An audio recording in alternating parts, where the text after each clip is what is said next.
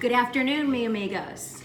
Today is guacamole day. It was supposed to be this past weekend, but the avocados weren't ripe. So today is the day. Now, it's time for a fiesta. We're gonna grill some chicken tonight, but along with the chicken, we're gonna have a great guacamole. We like chunky guacamole, so everything in this is going to be chunks instead of just smashed. So we're gonna start off with 5 Hass avocados like this. Now, some of you are scared to work with avocados. They're very easy. You take the avocado, you need a good knife, you need something sharp, and you slice through the avocado like this and come around. Then what you're going to do is twist the avocado. You'll see we've got the seed, the avocado seed right there. We take our knife carefully, we hit it and we twist. The avocado seed will come right out. Save that for later because you're gonna need that for when you make the guacamole. If you have to put it in the refrigerator, it'll stop the guacamole from turning brown. So what you're gonna wanna do now is you're going to want to cut the segments like this. And you will peel the avocado like that. Here we are. So you'll have 4 slices. Now, I've already prepped the first 4 avocados, and this is the 5th. So we're getting that done. We're gonna throw that right here. You always need a sharp knife when you're working with vegetables and fruit, especially tomatoes, which we're gonna work with in a few minutes. The tomatoes, they're very hard to slice if you don't have a good sharp knife. I have a knife sharpener that I use just about every month. So now you're gonna take your nice chef's knife and you're going to chop very coarsely the avocado. I'm gonna show you here in a second. So it's going to look like that. And you're gonna place that into the bowl. Now to stop the avocado, I know we always have problems with avocado turning colors. I'm going to use lime juice. I take about 1.5 limes and I pour that over my avocado like this. Now I'm going to take, I like sea salt. Sea salt's a little bit more coarse. I find the different sea salts have different taste. So I'm going to put a little bit over 1/2 teaspoon in there, and I already have everything prepped. For this guacamole, as I said, it's chunky. I'm gonna use cumin seed. You can use ground cumin if you'd like, but the cumin seed is nice. I go to Penzeys and buy my spices. So I'm gonna put, sometimes, just like Julia Child, it doesn't always happen like it's supposed to. So I throw the cumin seed in. The next thing is I'm gonna use 1/2 teaspoon of cayenne pepper. Now, we're gonna get a little bit of hit from something else we're gonna put in, and I didn't get that prepped, and I'll have to prep that. So now we're going to put in 1/2 of a red onion. I like red onions because they give great flavor, and they're a little bit sweeter. Whoop, and I lost my flour. I told you, like Julia Child, you never know what's gonna happen. One of my favorite kitchen gadgets is this veggie chop. And I got that at Williams-Sonoma a few years back. It is called Chef-O. And all you do, you get exercise too while you're doing it. You pull like this. So we're using about 1/2 of a red onion. So you shake it up a little bit and you pull.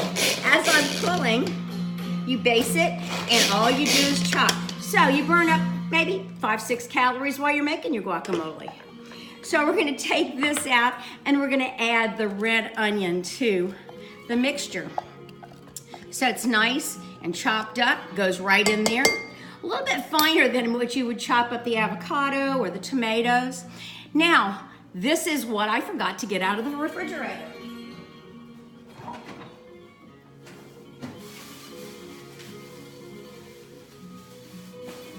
So stay tuned, I'm back. Jalapeno. Some of you can't handle as much jalapeno as others. When you work with jalapeno, never rub your eyes after, always wash your hands. We're going to take the jalapeno and split it in half. Now, to save yourself some grief, you go in and you get the seeds out. There's a lot of heat in the seeds and in the rind of that jalapeno. I wash it out. Now remember, I'm gonna wash my hands after this because I certainly do not want to have heat anyplace else on my body. Learn that. Even, jeez, even breathing it even breathing it, it's very, very pungent, and it will make you cough and possibly even cry. So I'm chopping this. This is going to be very fine, and I'm going to throw this into that large bowl. I have about a medium-sized bowl. There it goes into the bowl.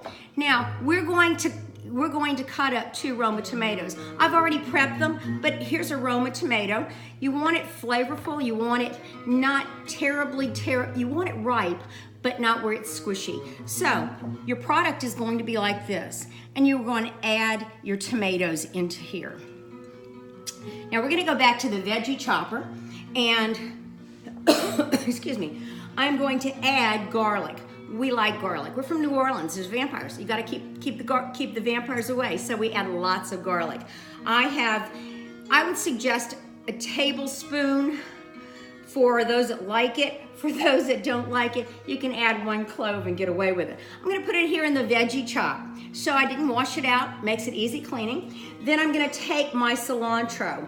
Now I've split my cilantro. It came in a bunch, and so I split it in 2 because it's really too much all at one time for the veggie chop. So I'm putting about 1/3 of it in. I've already processed the rest of it. And then we're going to get a little more exercise with my Spanish music on in the background, and we're going to veggie chop. And you can add some dance steps too if you want to do that. But in about 6-7 pulls, you've got it. So you got your arm workout today, and you've got your dancing in also. Whoop, we didn't get it all done, so we're gonna run through one more time. Now, the longer you do it, the finer the vegetables get. Sometimes I'll do tomatoes if I'm making a tomato sauce, a spaghetti sauce. Sometimes I'll do tomatoes in it. Remember that it can't process a lot at one time. You have to do it in pieces. But it is a very wonderful piece of equipment. And not only that, the kids can use it. It's safe. You just put the blades in and take the blades out. So here's what we've got now. We have it pretty much all mixed together. And I'm going to move the cutting board. And so what we want to do, we're going to fold everything over. If you can see that, we're going to fold everything over.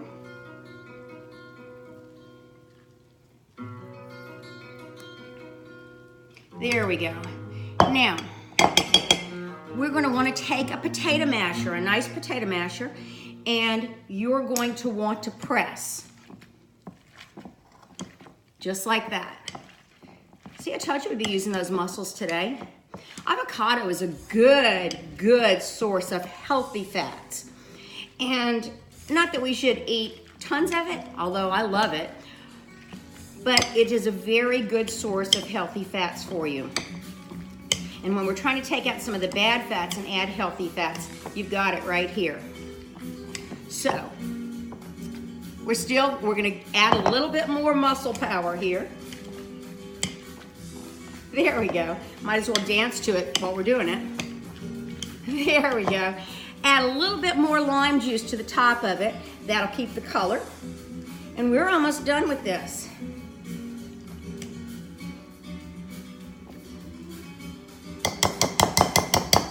So, what I'm gonna do is I'm gonna scrape the sides, bring it down, make sure everything's incorporated. Just like that. There we go. Now, I'm going to serve out of this bowl later, so I am going to take my paper towel and I am going to wipe the top of the bowl. Press this down a little bit more. Then I am going to take the avocado seed and I'm going to line them up around the sides right now. And one in the middle, and I will cover this with plastic wrap and press it down. That will keep the color of the avocado and you'll be good to go. Now, you cannot have a great Mexican dinner without the best thing.